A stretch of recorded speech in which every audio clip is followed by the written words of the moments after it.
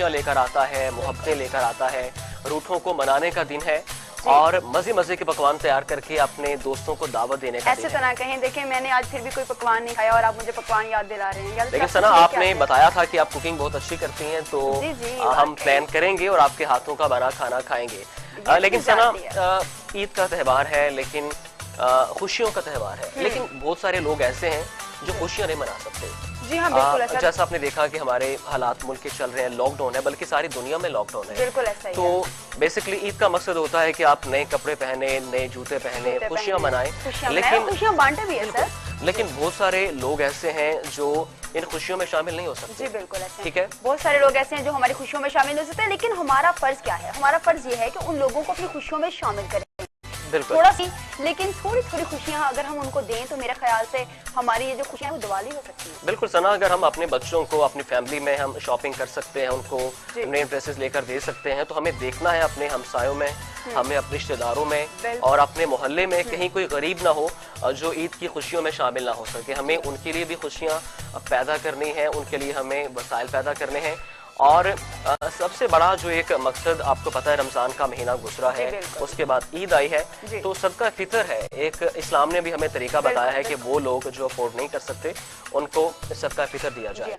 उसके अलावा भी सदका खैरात करते रहना चाहिए ताकि वो लोग जो ईद की खुशियों में शामिल नहीं हो सकते उनको शामिल करें, ताकि वो भी इस त्यौहार को एंजॉय कर सकें। बिल्कुल बिल्कुल बिल्कुल सही कह रहे हैं। अगर ईद की खुशियों की बात हो रही है तो हम आपके लिए कोई भी खुशी लेके आए। असद बताइए, हमारे साथ गेस्ट मौजूद हैं, आज इंट्रोडक्शन करवाइए। बिल्कुल, हमारे पास जो हमारे पास मेहमान हैं, सियासत के मैदान में सरगर्म हैं और अवामी खिदमत में भी दिन रात एक कर रही हैं और कंजक्टिव वो पंजाब असम्बली के मेंबर बनी हैं PTI की तरफ से। ना सिर्फ वो बहुत अच्छी सियासतदान हैं बल्कि बहुत अच्छी इंसान भी हैं। हाँ, पंजाब गवर्नमेंट की स्पोक्स पर्सन भी हैं। उसके अलावा उनके पास बहुत सारी जिम्मेदारियां हैं, वो हम खुद उनसे पूछेंगे कि वो क्या फराइज़ सर अंजाम दे रही हैं। तो हमारे साथ मौजूद हैं सादिया सुहेल राना साहब। बहुत शुक्रिया। अस्सलाम वालेकुम, कैसे हैं आप? वालेकुम सलाम। ईद मुबारक मैम आपको बहुत। आप दोनों को, हम आप तीनों को भी और तमाम देखने वालों को भी मेरी तरफ से बहुत बहुत ईद की खुशियाँ मुबारक। बहुत शुक्रिया आपका। उसके अलावा हमारे साथ मौजूद हैं नौजवान सिंगर हैं, आसिम नाम है उनका, बहुत अच्छा काम कर रहे हैं। अभी हमने कुछ देर पहले उनके सॉन्ग सुने, उनके ट्रैक सुने, एंजॉय भी किया। बिल्कुल, हमें यकीन नहीं आ रहा था। जी हाँ बिल्कुल, लग ही नहीं रहा था कि इनकी आवाज है, और मैं तो एक दफा से झूमी भी हूँ ये सॉन्ग सुन के। बल्कि मैं पूछ रहा था कि ये वाकई आपने गाया है, तो कहने लगे बिल्कुल जी मैंने गाया। वैसे तो आपको एतबार नहीं, मुझे यकीन नहीं आ रहा था कि इतनी अच्छी आवाज, इतना अच्छा टैलेंट हमारे पास मौजूद है, तो हमें टैलेंट को प्रमोट करना चाहिए। अभी हम आपको भी सुनाएंगे कितना अच्छा और कितनी सुरीली आवाज में गाना गाते हैं। तो हमारे साथ मौजूद है आसम। अस्सलाम वालेकुम आसम। जी वालेकुम सलाम। कैसे हैं आप? ठीक ठाक है? ठीक ठाक। मेरी तरफ से, सना की तरफ से आपको दिल ईद मुबारक हो। जी खैर मुबारक आप दोनों को भी मेरी तरफ से, आप तीनों को और पूरे पाकिस्तान को मेरी तरफ से खैर मुबारक। ठीक है, लेकिन सना इससे पहले कि बाकायदा गुफ्तगू का आगाज करें, हमें उन लोगों को नहीं भूलना चाहिए जो इस वक्त मुल्क में मौजूद नहीं है। जी हाँ, जो रोजगार के हसूल के लिए बैरून मुल्क में मकीम है। मैं अपने उन परदेसी भाइयों के लिए एक छोटा सा शेर पेश करूंगा। परदेश में निकला होगा ईद का चांद, परदेश में निकला होगा ईद का चांद, परदेश में आंखें कई नम होगी।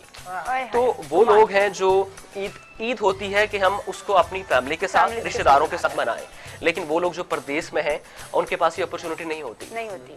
वो रोजगार के हसूल के लिए बैरून मुल्क जाते हैं और अपने खानदान की कफालत के लिए, अपने बहन भाइयों के लिए, पेरेंट्स के लिए वो दूर जाते हैं। तो हमें उन्हें नहीं भूलना। हमारे बहुत सारे दोस्त हैं जो यूरोप में हैं, अमेरिका में हैं, और मैं उन सबको सलाम कहना चाहता हूँ और मैं उन्हें पैगाम देना चाहता हूँ कि हम पाकिस्तानी जितने भी हैं, क्योंकि आप पे बहुत ज़रा ज़र मुबादला है जो वहाँ से यहाँ पे आता है पाकिस्तान, बिल्कुल ऐसा ही है। तो हम आपके बहुत शुक्रगुजार हैं और आपकी खुशियों में हम शरीक हैं। तो गुफ्तगू का बाकायदा आगाज करते हैं। हम अपनी जो मेहमान हमारे साथ मौजूद हैं, सना आप आगाज कीजिएगा। जी हाँ बिल्कुल मैम, आज ईद का त्यौहार है तो हम ईद के हवाले से ही बात करेंगे, क्योंकि ये मेरे ख्याल से ईद का मौका है तो हमें खुशियाँ ही बांटनी चाहिए। तो सबसे पहले मुझे ये बताएं कि आज ईद का दिन है और सुबह सुबह आपने क्या खाया और किसने बनाया था? सबसे इम्पोर्टेंट क्वेश्चन ये है कि बनाया किसने था? अच्छा, मजे की बात बताऊं, वैसे तो आजकल मुझे, अब मैं झूठ नहीं बोलूंगी, किचन में जाने का टाइम कम मिलता है, लेकिन खास ऐसे मौकों पे जब होता है ईद त्यौहार, तो वो फिर शाबत मेरी होती है, कहते जरा आप जाए ना किचन में। मैं कश्मीरन हूँ तो खाना अच्छा पका लेती हूँ। तो आज सुबह तो खैर मैंने थोड़ा सा रवायती नाश्ता था और अभी सेवियां जिसमें आपको पता है लाजमी जो वो तो है लाजिम है, बहुत लाजिमी है भाई। शीर खुरमा होता है, उसके साथ साथ बड़े दिनों से क्योंकि प्रॉपर नाश्ता नहीं किया होता, सहरी करते जी, हैं, बिल्कुल, तो वो ऑमलेट की भी 2 किस्में, कोई फ्रेंच टोस्ट इस तरह के रखा है लाइट, क्योंकि अभी जो है ना आगे जाके फिर खाना मेहमानदारी थोड़ी मेहमानों ने बहुत आना है, आजकल जरा महदूद होंगे, हाँ जी। लेकिन जो करीबी जो घरों में क्वारंटाइन है उनके साथ ही बनानी पड़ेगी। ठीक है।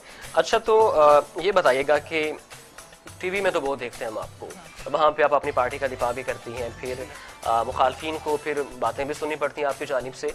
तो ईद का मौका है तो क्या वो मुखालफिन, आपके जो सियासी मुखालफिन हैं, उनके साथ आपका अगर हम बात करें सियासी पार्टी से अलग होके, तो कैसा ताल्लुक है आपका उनके साथ? देखिए पिछले 5 साल भी मेरे साथ हम डिफरेंट पार्टीज की जो खवातीन हम रहे, ज़्यादातर उनमें 2-4 मेरी बहुत करीबी दोस्त हैं, पीपल्स पार्टी से भी हैं, फायजा मलिक है और डॉक्टर आलिया आफ्ताब थी, पिछले साल मेरे साथ अबुशा भट्ट है, हम राहिला खादिम है, हम लोग सब लोग वैसे एक ही भी हैं। काफ़ी जितनी भी ऑलमोस्ट हैं, सबसे बहुत एक अच्छी दोस्ती है।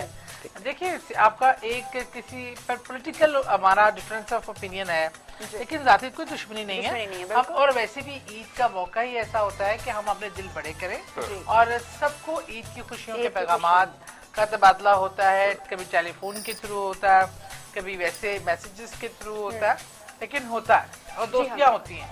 अच्छा आसिम, आप भी बताइए कि आपने ईद किस तरह से गुजारे हैं आप, और पहला दिन आपने किस तरह से गुजारा, और आज आपकी मदर ने या आपकी बहन ने आज क्या बनाया था खास? ईद का पहला दिन तो कुछ भी नहीं खाया, यही कुछ कह भी लेंगे। नहीं खाया, और इसकी कोई खास वजह? उसकी खास वजह ये है कि ईद एक वही दिन होता है कि जब टाइम होता है कि सबसे मिलने का, अदरवाइज सबसे मिलने बाकी का डेज time। में ये काम वो काम बिजी होते हैं।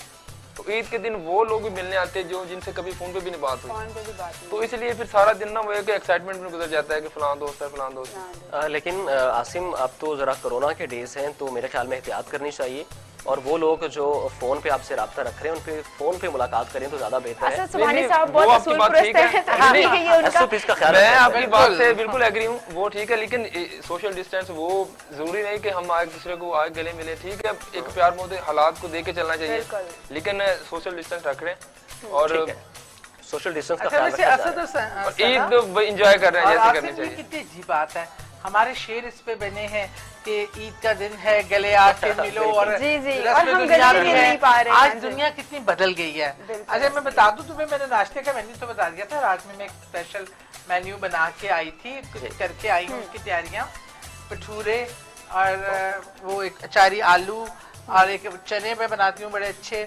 साथ चिकन और थोड़ा सा बारबेक्यू का करके अच्छा आई मतलब आप चाह रही हैं कि हमें शदीद किस्म की भूख महसूस हो? इसका ये भी मतलब है कि कश्मीरी खाने के काफी शौकीन होते हैं। इसमें तो कोई शक की बात नहीं है, ये तो दुनिया में इंटरनेशनली प्रूवन है कि कश्मीरी खाने पीने के बहुत शौकीन होते हैं। कश्मीर से हमें बहुत मोहब्बत है, बहुत प्यार है। बेशक। कश्मीर से कहाँ ताल्लुक है आपका, कहाँ से? मैं जम्मू कश्मीर से, मेरा मकबूजा कश्मीर से ताल्लुक है।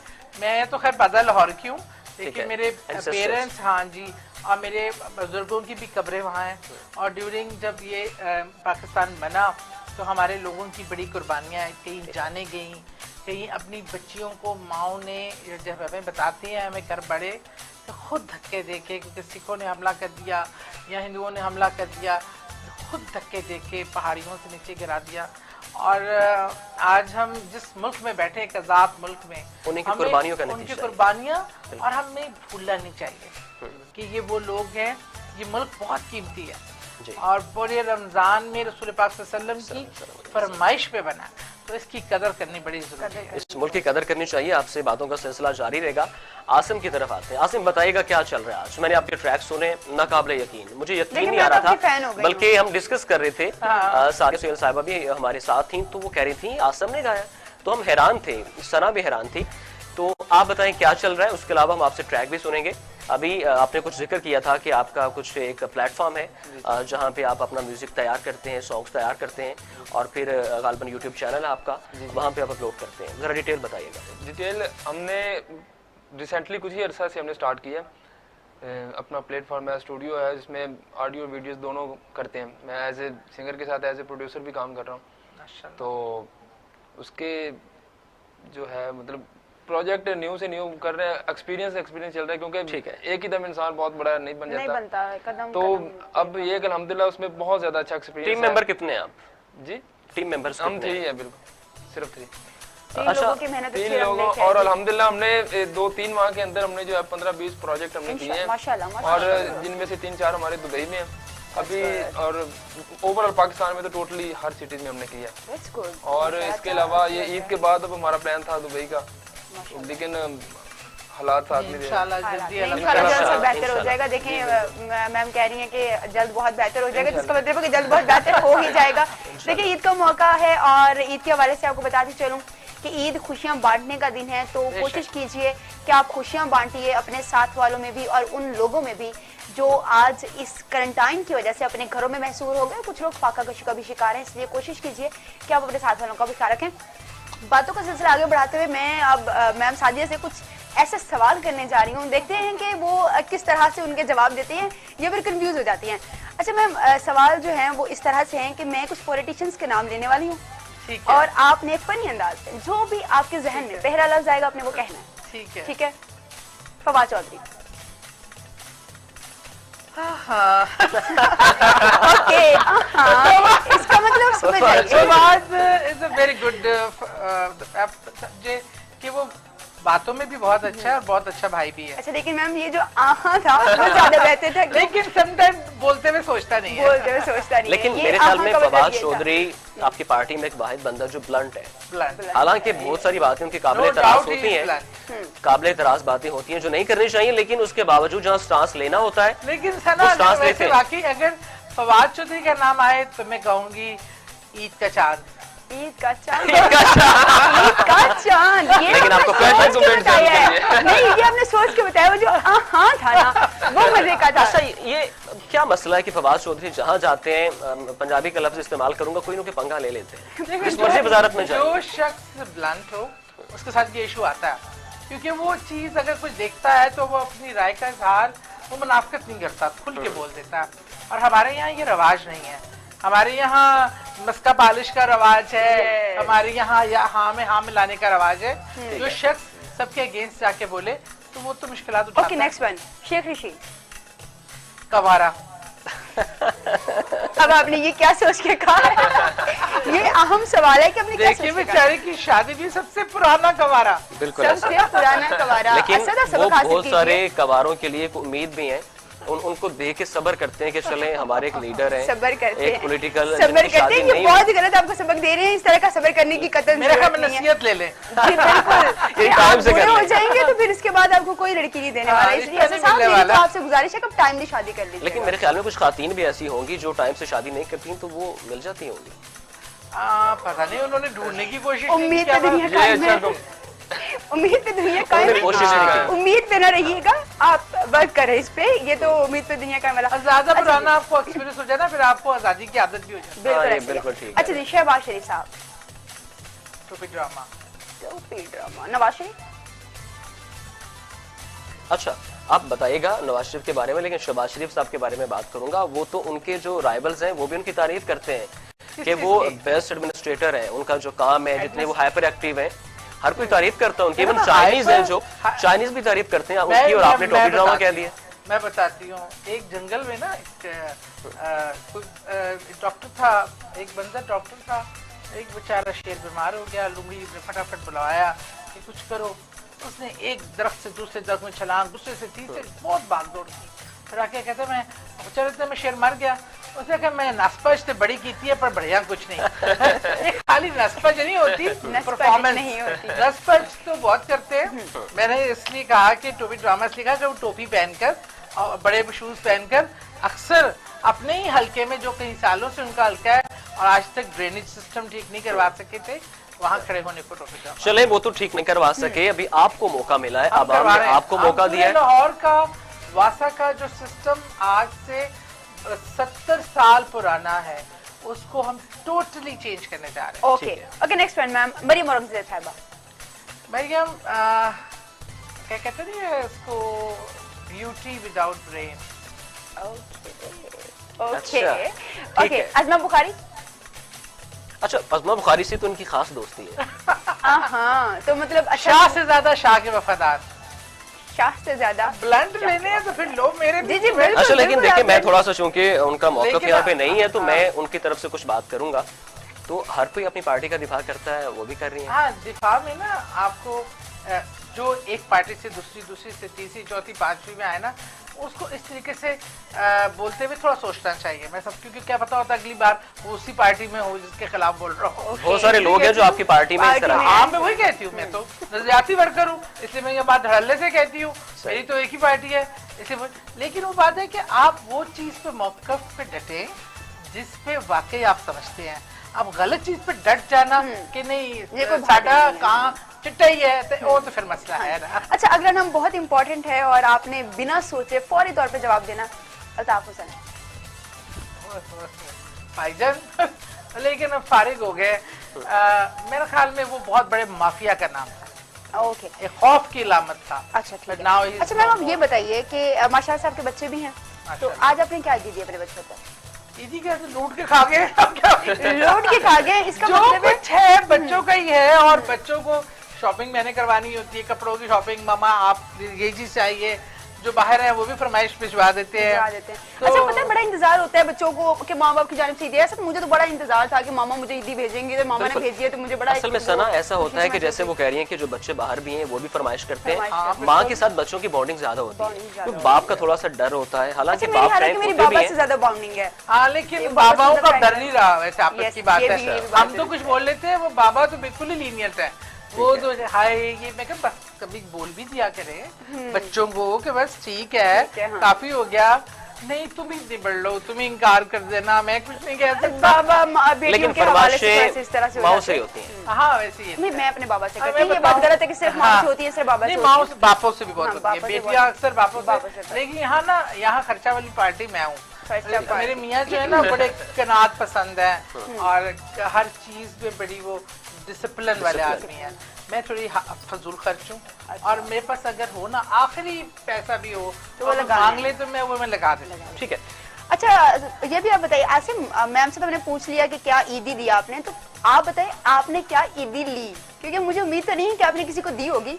अगर दी है तो क्या दी है, क्योंकि आसिम को youngster मैं भी underestimate youngster कर हूं, और अच्छा, मुझसे कोई आसिम मांगे से- तो मैं फौरी तौर पे इनकारी हो बिल्कुल जाती आसिम हूँ। से इसका जवाब लेंगे, लेकिन मैम से भी पूछेंगे, मैम ने भी डेफिनेटली ली होगी मैम क्योंकि किससे इनकी ली अपने वालिद से बहुत मोहब्बत है, जी। तो यकीनन इन्होंने छोड़ा नहीं होगा और वो जो बचपन हाँ। से रवायत है वो बरकरार रखी बरकरार होगी। रखी आसिम आप बताइएगा।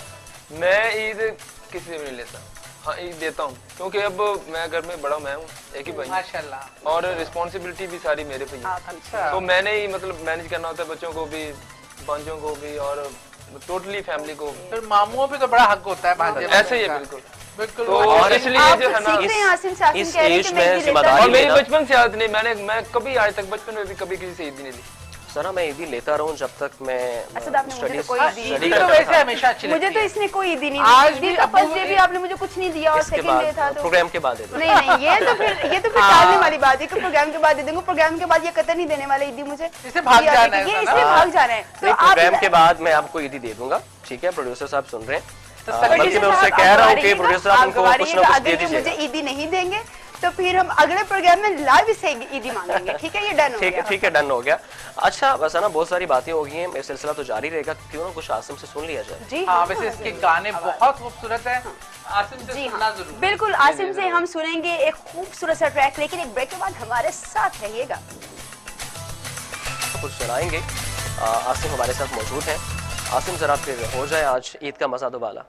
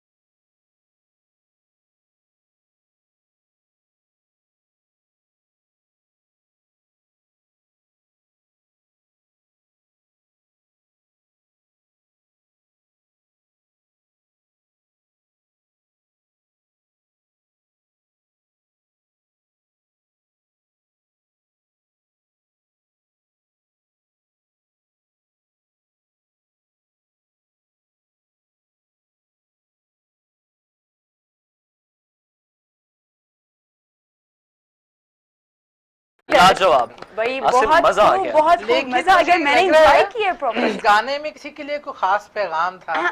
बिल्कुल, किसको बनाने की इसके लिए कोशिश खास कर रहे हैं पैगाम आप? था। किसी को टाइम नहीं दे रहे। ये बात बता पूछने वाला दो, सवाल है, हाँ थोड़ा पूछने सा वाला बता दो, सवाल है, कोई बात नहीं। किसको टाइम नहीं दिया जा रहा? नहीं ऐसी वैसी कोई बात तो नहीं नहीं, नहीं, किसी को ऐसी मनाने बात की कोशिश भी कर रहे हैं वो, ऐसी वैसी किसको बात मनाने की मान कोशिश नहीं हो रही है? मैं हाँ, देख मान रही नहीं हूँ ये रहे चीज। आसिफ नहीं, कुछ ये- है तो बता दो, आज नहीं। मौका है। आसिफ, दस और है, नहीं मैं इसका बताऊंगा, मौका है मैं तो- बताऊंगा बिल्कुल। बिल्कुल। ये गाना जो ना एक्सीडेंटली आया है, मतलब कह रहे हो कि मेरी फैन से मुझसे नहीं, मतलब यही दिन रात बात नहीं करते, जहरी बात है काम काज है, इधर शूट पे जाओ इधर जाओ, तो नहीं मतलब टाइम दे टाइम पाता। मैनेज नहीं तो अचानक से मुझे ये गाना जो है, मेरे दोस्त इंडिया में होते सचिन, उन्होंने कहा कि यार ये गाना मेरे पास एक है तो वो आप करें। तो मुझे जैसे मिला मैंने कहा यार ये तो मेरे काम का है, कमाल का है। तो मैंने फौरन इसको जो है वो वीडियोस वगैरह की, ऑडियोज किया। तो उसका म्यूजिक किसने दिया? म्यूजिक बहुत कमाल का है, लाजवाब। म्यूजिक इसका मेरे जो साथ मेरे दोस्त होते हैं इंजीद और रॉकस्टार। लेकिन ये जिस तरह से काम कर रहे हैं नौजवान, मुझे उम्मीद है कि ये नाम रोशन करेंगे। बहुत टैलेंट है और माशाल्लाह। टैलेंट बहुत है, बस प्लेटफॉर्म हमें चाहिए। हाँ। जी, जी। और आप इंशाल्लाह बहुत आगे जाएंगे। मेरा म्यूजिक एकेडमीज और एक्टिंग की एकेडमीज अपनी लोकल सतह पे बनाने की अक्सर जरूरत है। हमारे पास टैलेंट की भरमार है। मेरा बेटा खुद बड़ा थिएटर में इन्वॉल्व इस तरह होता है स्कूल लेवल पे। अब वो डिफरेंट स्कूल के प्रोजेक्ट्स लेता है जो एनुअल उनके ड्रामाज ड्रामास वगैरह होते मुझे खुद नहीं पता था कि मेरे बेटे का इतना टैलेंट है। मैंने एक बार उसका स्टेज ड्रामा देखा, आई स्टार्ट क्राइंग कि इतना जबरदस्त डायरेक्टर भी खुद था, एक्टर भी खुद था, राइटर माशाल्लाह, खुद जबरदस्त, था। बहुत अच्छी तो लेकिन एक मैं आपकी बात सॉरी काटा, इनकी बात में एकेडमीज वगैरह जो बनानी चाहिए, तो हमारे एक ये भी बड़ी प्रॉब्लम है कि एकेडमीज वगैरह भी हैं काफी, लेकिन फेक है। fake हाँ। है। मैं खुद आया हूँ लाहौर में, जब रिसेंटली मैं जब आया था लाहौर फर्स्ट टाइम, तो कभी किसी अकेडमी कभी किसी अकेडमी, मैं पूरे लाहौर के हर एक अकेडमी पैसे बटोरने के लेकिन चक्कर में लेकिन पैसे शुरुआत बढ़ाने के करने चक्कर की में जरूरत हुकूमत की है। सतह पे इंशाल्लाह बनाएंगे। और ये हुकूमत चले की ये सतह तो पे उन्होंने ये- मौर्य कह दिया है कि वो हुकूमती सतह पर बनाएंगे तो ये इंशाल्लाह बड़ी ये हो opportunity जाएगा। होगी। सिंगर हमारे पास मौजूद है, इतने बिल्कुल अच्छे है। ट्रैक वो गाते हैं, इतना तो खूबसूरत उसके लिए किसी भी लेकिन इंडियन हमारी फिल्म इंडस्ट्री जो है हाँ। वो जवाल का शिकार है। हाँ। अगर हम उसको प्रमोट नहीं करेंगे तो हमारे जो सिंगर एंड टैलेंट है ये तो जाया बिल्कुल जाएगा, ऐसे क्योंकि ही है। प्लेबैक सिंगिंग कमाल की है। कमाल। आपको पता है ये इंडियन फिल्मों सिनेमा में खत्म कराने की करारदाद मैंने दी थी, और इसलिए कि हमारा अपना सिनेमा सफर कर रहा है। आप देखिए उसके बाद चैनल्स आए हैं, किसी थ्रू भी हमारी कितनी अच्छी फिल्में बन रही हैं। बिल्कुल बिल्कुल मेरे ख्याल में बहुत किसी अच्छी तरीके movies से भी बनी हैं। इंटरनेशनल लेवल पे आप उन्हें पेश कर सकते हैं। Yes। तो और आप खुद देखते हैं, आप अपने बच्चों को अपना कल्चर दिखाएं अपना ना। कल्चर दिखाएं, दूसरों को लेकिन क्यों हम दूसरे दिखाते हैं? कल्चर को फरोग दे रहे हैं। अच्छा, मैं ईद का मौका है तो ये बचपन में ईद गुजारा करते थे, हम भी खुद भी इस तरह की ईद गुजारा करते थे कि कार्ड्स आया करते, उस पे 2-4 शेर लिखे हुए होने, हाँ। ईद मुबारक लिखा हुआ होना, और साथ बैंगल्स का एक सेट होता था और एक मेहंदी हुआ करती थी। तो वो एक मिसिंग हो गया है हमारे कल्चर से, तो वो ये क्यों मिसिंग हो गया है? तो मिस करते हैं आप इसको? तो ये जो एक चीज है ना मोबाइल, जी। इसने लोगों में बज़ाहिर तो कनेक्शन पैदा कर दिया है, लेकिन दूरी देखिए खत खत्म हो गया हमारी जिंदगी में। बहुत सारी रवायात खत्म लिखना हो पड़ना। चुकी हैं। आज अब हम इंग्लिश लिख रहे होते हैं, हम यू की जगह खाली यू डाल देते हैं, आपकी लैंग्वेज खराब हो गई Language है। खराब हो गई। ईद कार्ड हम कितनी मोहब्बत से देखा करते देखा थे, करते थे। और कभी कभी छुप छुप के ना वो दो दिलों वाले हाथ Yes। अलग से माँ बाप से छुप के लेने पड़ते भी थे लेने पड़ते कि भाई अगर कोई खास हम लोग कजन से इकट्ठे जा रहे होते थे, यार बड़े को लेकर नहीं जाना, उसके लिए कार्ड लेना है, इसके किसी लिए ने लेना है, मंगेतर हाँ जी, के और लिए वो बड़ा लेना है। surprise वाला बड़ा gift हुआ मजे का करता था, हाँ और जी। उससे कोई कबूतर लिफाफा लेके जा रहा है तो मजे Yes। मजे के शेर। शेर लिखे और फिर होने। मैं हमारी अपनी जो मैं बता रही हूँ कि बचपन में जो मेरी कबर्ड होती थी उसमें मैं अपने सारी फ्रेंड्स के एक फैमिली के कार्ड्स को चिपका दिया करती थी। पूरा भरा होता था कार्ड से कि कितने सालों के कार्ड।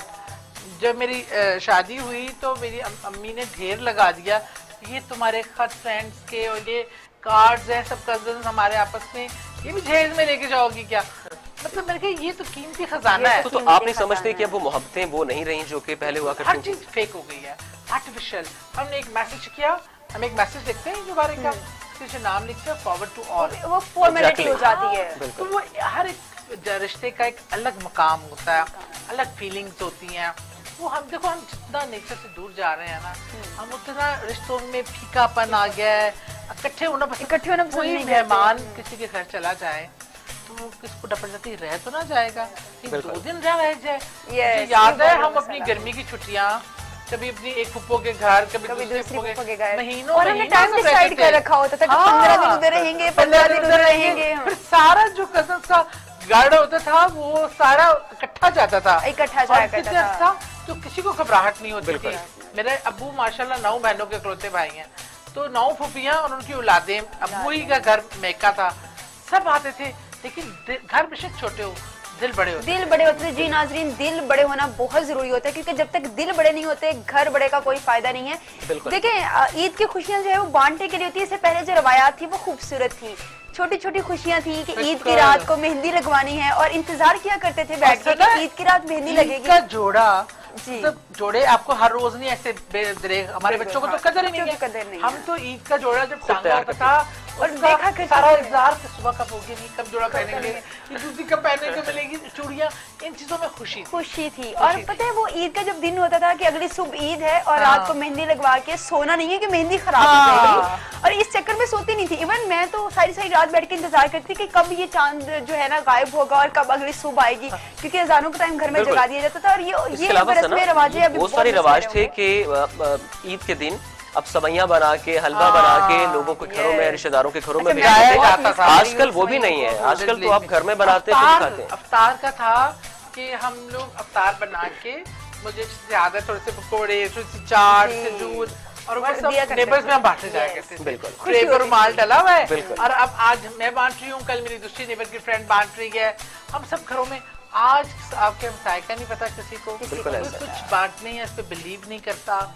एक फेक किस्म की इफ्तार पार्टीज होती हैं होटलों में स्टेटस को शो करने के लिए, खलूस निकल चुका। अच्छा मुझे ये बताइएगा, ईद का त्योहार है, ईद बेसिकली है क्या, ईद का फलसफा क्या है? देखो मैं बताऊं आपको, जो मैंने अपनी जिंदगी से ऑब्जर्व किया, कुरान पाक में जो चीजें हैं, देखिए हम एक महीना जो रोजों का है ना, ईद किसकी है?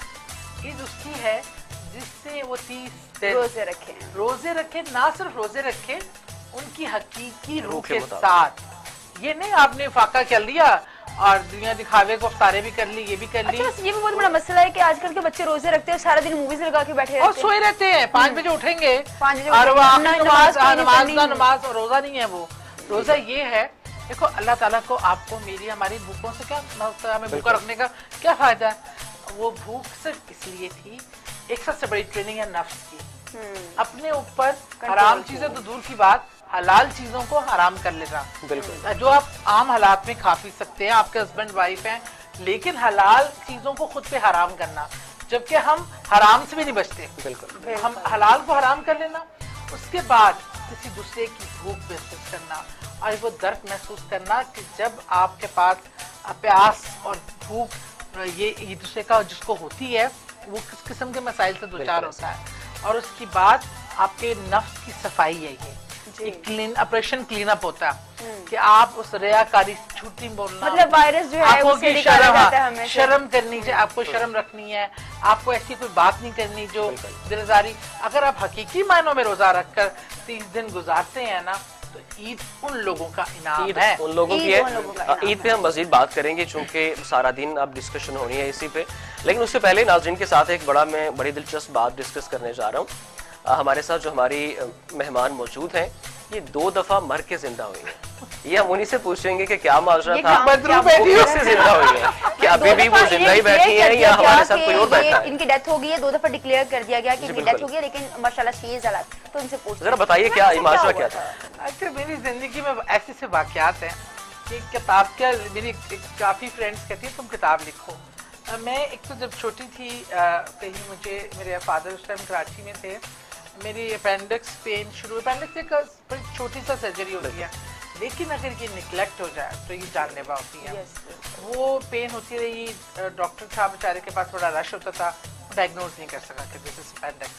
अपेंडिक्स फट गई, वो जी आवर्स पे आवर्स गुजरते चले गए, 72 आवर्स गुजर गए, विच इज मेडिकली ये नहीं होता, ऐसा बचता नहीं है। और मतलब वही हो गया, मेरी हालत डॉक्टरों ने देखा, 2 हॉस्पिटल्स ने, नाम नहीं लूंगी, लेकिन लाहौर के नॉन 2 हॉस्पिटल ने मुझे डेथ डिक्लेयर कर दिया। और अब फैमिली वाले सारे जमा हो गए और वो तैयारियां शायरियां, मेरे अब्बू कराची में थे, उनके आने का इंतजार हो रहा था। जैसे ही मेरे अब्बू आए, और अब्बू से मेरे बहुत रूहानी एक रिलेशन है, आई डोंट नो, मैं madly in love with my father, और मेरे अब्बू भी मुझे बहुत प्यार करते हैं। तो अब्बू मुझे उठा के भाग गए चारपाई पे, सारे कह रहे हैं बेटी की सदमा शायद बहुत ज्यादा है। वो अब एक हॉस्पिटल था यहाँ UCH और वहाँ एक डॉक्टर थे, उनके पास लेके, अच्छा उन्होंने भी 2 बार देखा, उन्होंने कहा शी इज नो मोर। मेरे बुरे का नहीं, उनके साथ बात जिद क्यों है, नजर आ रहा है वो ग्रीन कलर की हो गई है, फूल के कोई लाश, कोई पल्स नहीं है, हार्ट बीट नहीं है।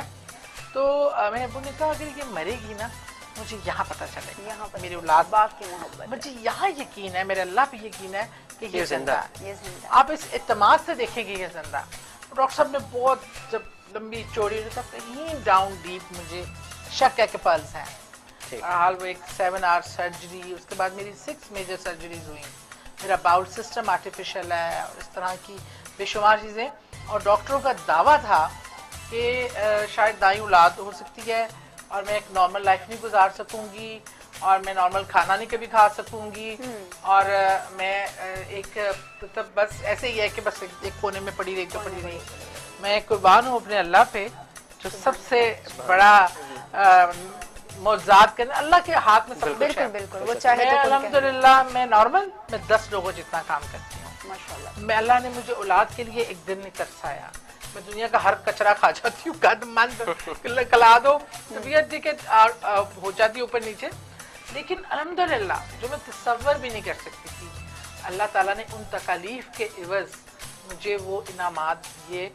मेरे बाप की दुआएं, मेरे वालिदैन, बहन भाइयों की सबकी दुआएं लगती हैं, लेकिन मैं समझती हूँ मायूस में कभी नहीं। I am a fighter. Second time में मेरे साथ जब मसला हुआ, मेरी सेकंड प्रेगनेंसी थी, उसमें मैंने पूरा देखा कि मैं कैसे मरी हूँ और कैसी मेरी रूह ऊपर जा रही है। कमरे के कोने से मैं खुद को देख रही हूँ। मेरे अब्बू और मेरी सास बहुत नेक इबादत गुजार थी, वो भाग कर गई हैं, डॉक्टर आ रहा है मुझे पंप कर रहा है, मैं कहा ये तो लो में गई। तो मेरा एक बेटा छोटा सा था, मैं कहा अल्लाह ताला मैंने मेरी जो अभी अम्मियाँ हैं वो दूसरी अम्मी है, मेरी रियल मदर मैं बहुत छोटी थी तो चली गई थी। मैंने कहा अल्लाह ताला मैंने माँ के बगैर जिंदगी स्टार्ट की गुजारी है, आई नो कि माँ के बहुत बगैर रहना hardship कैसा होती होता है। मैं कहा मैंने वापस जाना, मैंने वापस जाना, मैंने उठना है। अब वो मुझे पंप कर रहे हैं, मेरे ऊपर परेशानी से फिर रहे हैं, मेरी सास रो रही है, सारा एक सीन हो रहा है, मैं देख रही हूँ ऊपर से सब क्या हो रहा है। बहरहाल डॉक्टर आए, उन्होंने मेरे हार्ट को जो इलेक्ट्रिक शॉक देने के लिए, बस मैंने ऐसे मुझे था कि मेरे साथ कोई है, मैं कहा मैंने वापस उठना है अपने बेटे के लिए। मैंने ऐसे करके उठी हूँ, वहां से मैं कलमा पढ़ती उठ गई। डॉक्टर ने मुझे शॉक लगाया तो डॉक्टर भी डर गया कि ये क्या चीज है। 30 सेकंड डॉक्टर ने कहा मेडिकली हार्ट बंद था। वो तमाम चीजें जो हुई, अल्लाह ताला ने मुझे ये एक्सपीरियंसेस करवाए, ये सारे मेडिकली मतलब इस पे पूरे ऑन रिकॉर्ड है, कोई ये कहीं सुनी बात नहीं है। लेकिन उसके बाद से मैं एक चीज तो असद समझ की और सना कि अल्लाह ना जिंदगी पे मकसद इसलिए नहीं दी कि हम पैदा हों, हम बड़े हों, हम खाएं पिएं, शादियां करें और चले जाएं। इसके पीछे कोई मकसद होता है।